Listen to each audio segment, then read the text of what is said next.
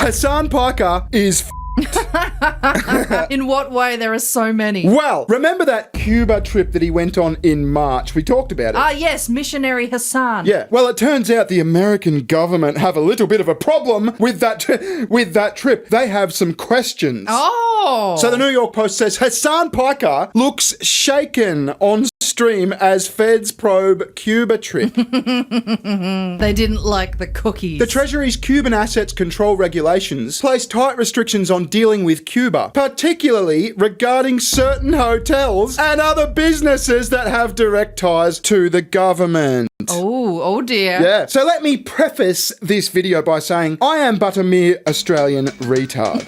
I don't proclaim to be some legal expert on this. I'm just here for the lols. The lamals even! But it strikes me that Hasan Piker is a guy that might have pissed off the American government anyway. I mean, he's talked about offing senators. He's bigged up Hezbollah. He's even talked about how America deserved 9/11. If you cared about Medicare fraud or Medicaid fraud, you would kill Rick Scott. Let's talk about our favorite flags. Oh, like overall, what my favorite flag? Yeah. Hezbollah. So you said America deserved 9/11. This is so insane. America deserved 9/11, dude. Fuck it. I'm saying it. Did you mean that? No.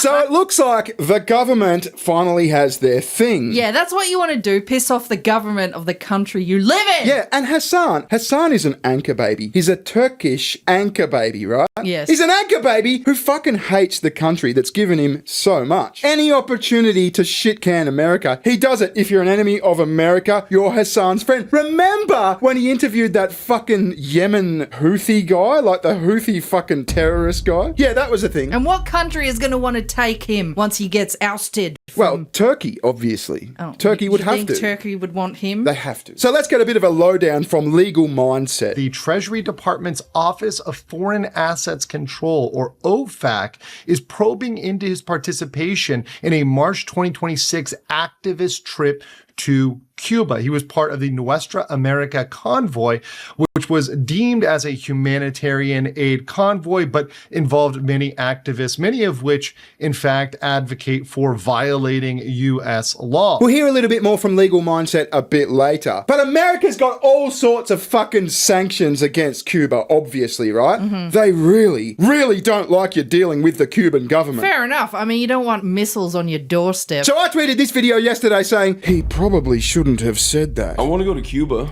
Would you be down? I fucking love Cuba. Oh yeah, you'd be down? Yeah, I filmed a I think documentary there once.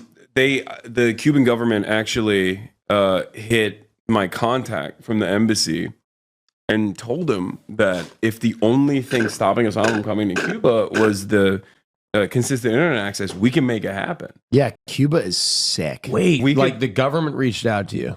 So yeah, of course. The government reached out to you. The Cuban government, totally in my DMs. Yeah, my insider contacts. Wow. Now, to be fair, he goes on to say, look, it's all through a middleman. They've contacted my guy at the embassy. But it's not a good look just to casually mention on your podcast. Bruh, Cuba's sick, bruh. Bruh, I totally know, bruh.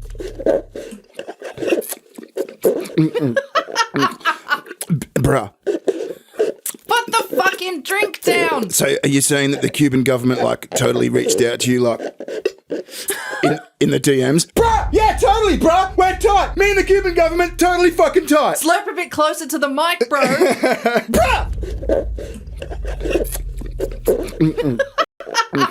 I have to edit that sound out of so many of our videos because you are constantly doing that. Oh, come on. I never do it when we're speaking. Give me my drink back. Here you go. That was a useful prop today, actually. So as the New York Post article said, Hasan appears to be shitting his pants. Yes. And we're going to have a look right now. Let's go!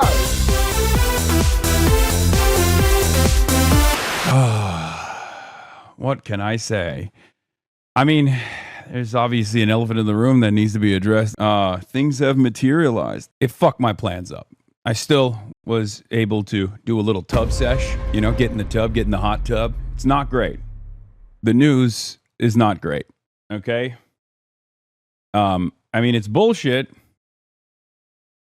but still not great that you know, they're after your boy. They're up my ass. I'm about to be seemingly made an example of in America's America. I wouldn't even say creep towards fascism. America's galloping towards fascism. Oh, it's the fascism, Barry. Yeah, it's the fascism. It's always the fascism. But he still got in a little tub sesh, bro. He's still got in his tub sesh, that's right. Who the fuck says tub sesh? I don't know. So let's keep in mind, this is a subpoena. He hasn't been charged. He hasn't been arrested. But the government's saying, hey, listen, that fucking little Cuba trip you went on, show us the receipts. You know, Yeah. show us show us the communications. Yeah, they're up his ass. They're nibbling. They're up his ass, They're that's nibbling right. at the ring hole. Now, if this does escalate, apparently there's two kinds of consequences. There's like civil stuff and there's criminal stuff, right? So here's Legal Mindset again, talking about the civil stuff. On the civil side, the penalties can be up to $91,000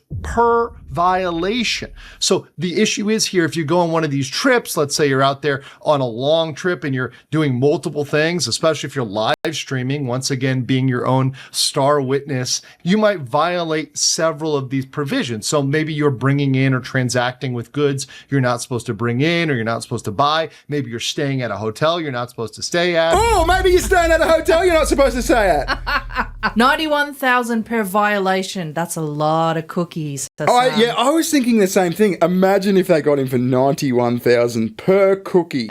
Because remember, he was dangling cookies above like poor street kids in Cuba and making them dance. Making them dance, yeah. Yeah, what a fuckhead. Dance for cookies. So you'll never guess, actually you probably will guess, who Hasan blames for this whole thing. Oh, okay, come on. Who is it? Israel. Oh, of course it was Israel. The Israel First Democrats. Thank you. You are giving ample. You're giving ample permission. You're giving ample permission to the fascists that want to take away not just my rights, but your rights as well.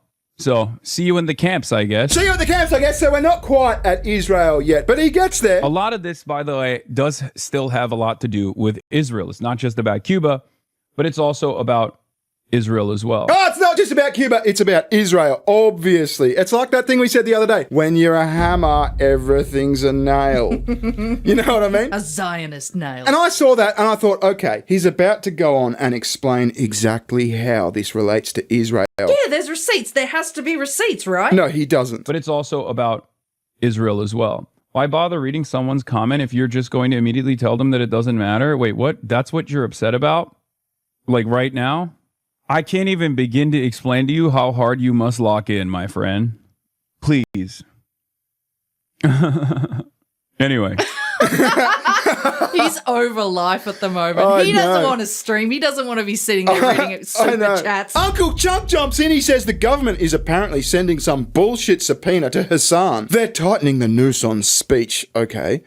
Okay. Remember, they'll always have an excuse or some technicality. It's not like they're going to tell you, we did this because we don't like what you're saying about Israel. Is Israel in the room with us right now, Chunk? Unky Chunky to the rescue. But I mean, how fucking deluded is that? Someone correct me if I'm wrong, but how does this relate to Israel? Anyway, he goes on, but he gets sidetracked by a Fox News reporter. This is fucking hilarious. They're trying to get everyone tied up. Like they're trying to get every like left activism network in this country.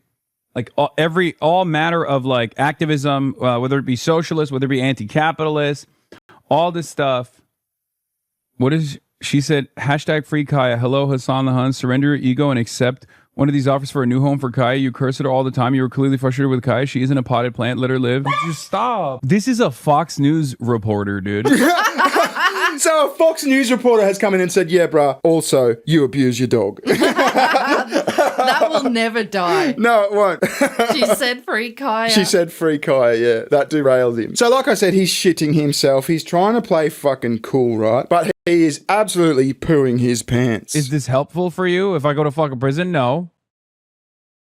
It's not. Yeah, but it's fucking funny though, Hasan. It's really, really, really, really, really funny. I mean, this guy does it to fucking everyone else. If you're a political opponent and you get just a little sniff of trouble, Hasan's saying, lock him up, throw away the key. You know what I mean? So when it happens to you, it's kind of like you get what you fucking deserve sort of thing. So here's a little bit more from legal mindset. For willfully doing these things, for going out and saying, yep, I did it, who cares, so what, and bragging about it, which many of these influencers actually go out and do, you can have fines for up to $1 million on the corporate side for most individuals, about $250,000, $250K on the individual side, but you can also face imprisonment for up to 10 years. So there is actual real prison time that can be behind willful violations. Yeah. So, I mean, look, one part of me goes, he's probably going to get off on this. You know, he's probably going to get a little fine sort of thing. But on the other hand, there's so many fucking clips out there of Hasan saying the most horrendous shit, as we know. So are they going to make an example of him? I don't know. That's why he thinks it's the Jews. It is the Zionist Jews who are trying to take my money. You got to do the... That's getting more Jewish than German, isn't it? Yeah. I'm not trying to do Jewish. I'm trying to do German. Oh, you're doing... Oh, right. Fair enough. It is the Zionist Jews who are trying to take my money. They're trying to fine me for some bullshit. I don't know why German came in. I'm sorry. So as legal mindset says, the penalties are much harsher if it's all willful. And as we know, Hasan put himself up at this fucking Grand Hotel, allegedly, which is very, very clearly on the prohibited accommodation list per the US government. I was saying, tourism is the lifeline for the Cuban economy as it stands currently. The government has very limited resources, and the American government makes it illegal for Americans to stay wherever they want when they're in Cuba.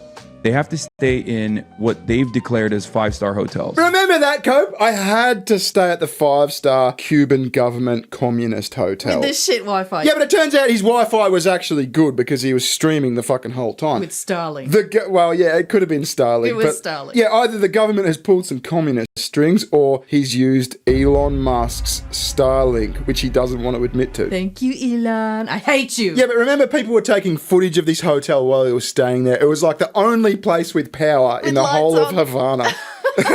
All the local people are just in squalor and darkness. These motherfuckers are all lit up in luxury. That's called power privilege. That's right. And he's hanging around with Jeremy Corbyn. He's going to fucking kneecap concerts. You know, the whole city's without power and they're operating a PA and lights and shit, all the stage equipment for this fucking, for this kneecap concert. It's just insane. And then there was the cookie incident. I love the cookie incident. Well, it's actually real dickish Yeah, kind it's of thing. fucked up. It's fucked up, but because it's Hasan, it's funny. I like that we have the footage of it. I love that too. He's like dance monkey, dance for a cookie. I know, what a prick. Now, as a result of this, a lot of Hasan's political opponents are laughing at him. And Hasan does not like that. The Nazis are celebrating. The conservatives are celebrating because they're like, oh, he's scared. The thing is that I have zero sympathy for Hasan because he regularly and all the time misframes and intentionally misunderstands other people's positions in order to make them look bad. He does this constantly. So now the government might be doing it to you. So it's like, really, you've been doing this to everybody all the time. You constantly call anybody who disagrees with you Israel's strongest soldier or, you know, Israel lover or something like that. It's not even really true. So whenever you've made an entire, like basically an internet career out of mislabeling and misunderstanding things, then I'm not going to feel too bad about it, right? I mean, you shouldn't have done it. You know, it doesn't feel too good. So yeah, what goes around comes around. Suck my dick. Now, to be fair, that was funny because of my comedic timing.